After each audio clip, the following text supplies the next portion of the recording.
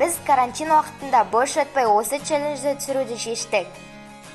Біз біргеміз челленджін біз қолдаймыз.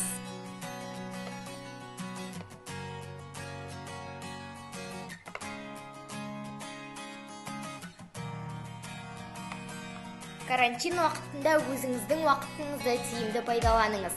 Шахмат, шашка секілді ойындарды үйреніңіз.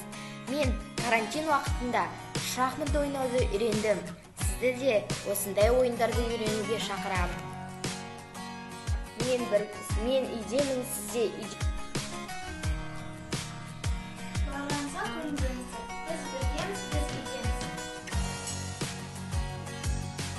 Карантин кезінде бос өтпей үй жануарымызға уақыт бөліңіз.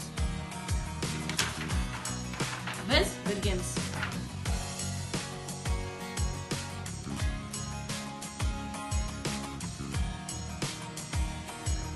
Үйде бос оққанша кітап оқи. Вақыттарыңызды босқа өткізбей, кітап оқып, сөздік қорларыңызды дамытыңыздар.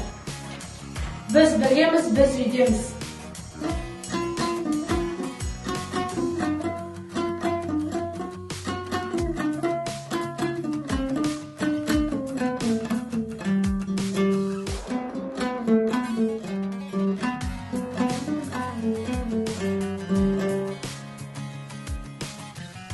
Карантинде уақыттарыңызды бос өткізбей, өмір тартып үйреніңіздер. Біз біргеміз.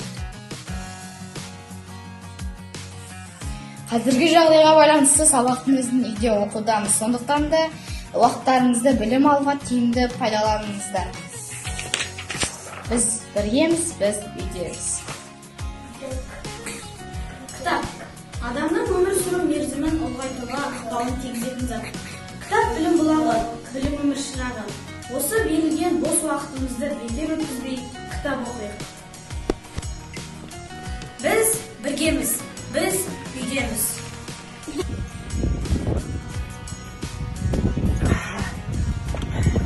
Карантин уақытында бос өтпей спортпен айналысыңыздар.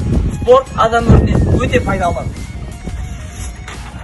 Біз біргеміз. Аналарымызға әрдайым көмектесіп жүрейік. Біз біргеміз, біз үйдеміз.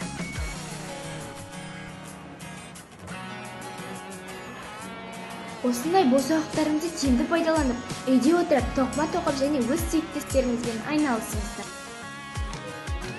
Біз біргеміз.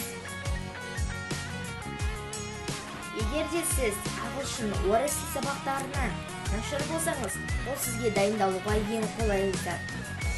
Сіздер қосымша тіл жаттағыларыңыз келіп, және шетелдерге саяхаттағыларыңыз келсе, онда бұл сізге ең қолайлы зат. Онлайн курстарға жазылып, осындай тілдерді үйренуге сіздерді шақырамын. Мен қазіргі кезде ағылшын сабағын үйреніп жүрмін. Мен сіздерді де шақырамын. Карантинде бош өтпей осындай пайдалы істермен айналысайық.